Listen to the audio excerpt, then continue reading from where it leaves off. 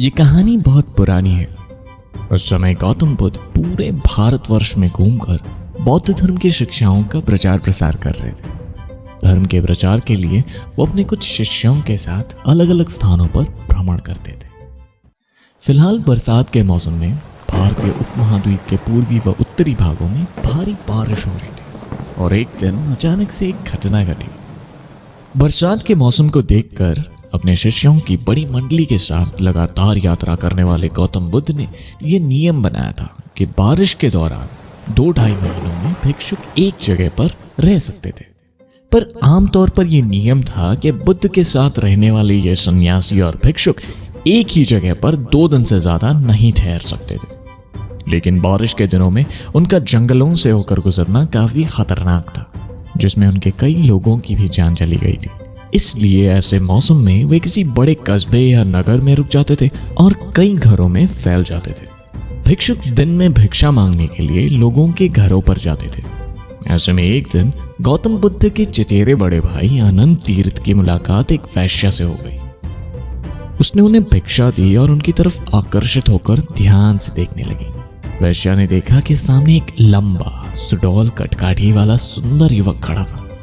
उसने आनंद से कहा, मैंने सुना है कि भिक्षुक लोग रहने के लिए उचित स्थान ढूंढ रहे हैं। आप मेरे घर आकर क्यों नहीं रुक जाते? आनंद तीर्थ ने उसे जवाब दिया, मुझे इस बारे में गौतम बुद्ध से पूछना होगा कि मैं यहाँ ठहरूं कि नहीं। इस पर वैश्या ने आनंद पर व्यंग्य कसते हुए कहा, अच्छा तो आप अपने गुरु से जाकर पूछना चाहते हैं? जाइए, जाकर उनसे पूछ लीजिए, जरा मैं भी तो देखूं कि वो क्या कहता है।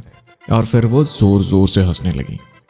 बरसात के मौसम में हर भिक्षुक से ये उम्मीद की जाती है कि वह जहां भी जाए अपने लिए भोजन व रहने के लिए स्थान ढूंढे। आनंद गौतम बुद्ध के पास गए और उन्हें भिक्षा में जो कुछ भी मिला था वो सब उनके चरणों पर अर्पित कर दिया।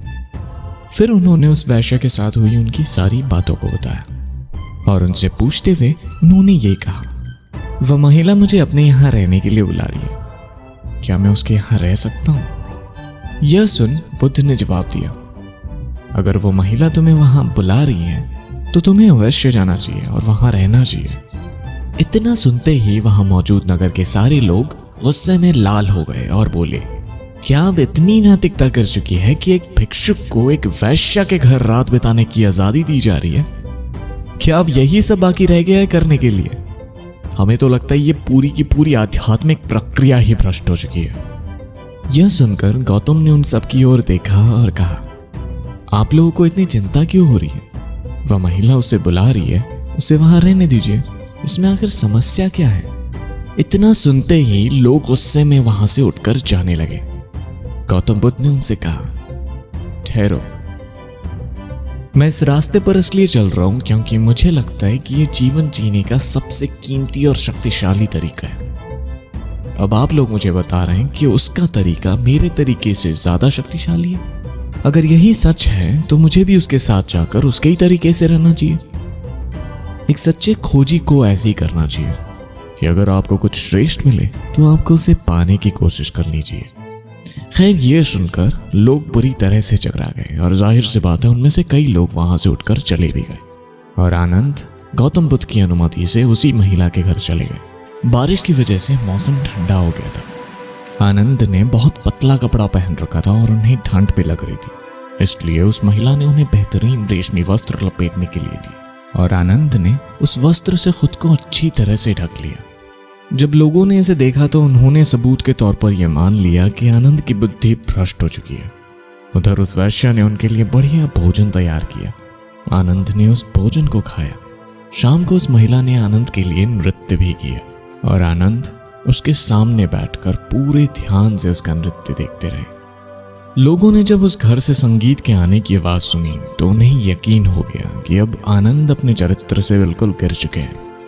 लेकिन धीरे धीरे समय बीतता गया। जब बारिश रुकी और चलने का समय आया तो आनंद बुद्ध के पास पहुंचे, परंतु वह अकेले नहीं थे।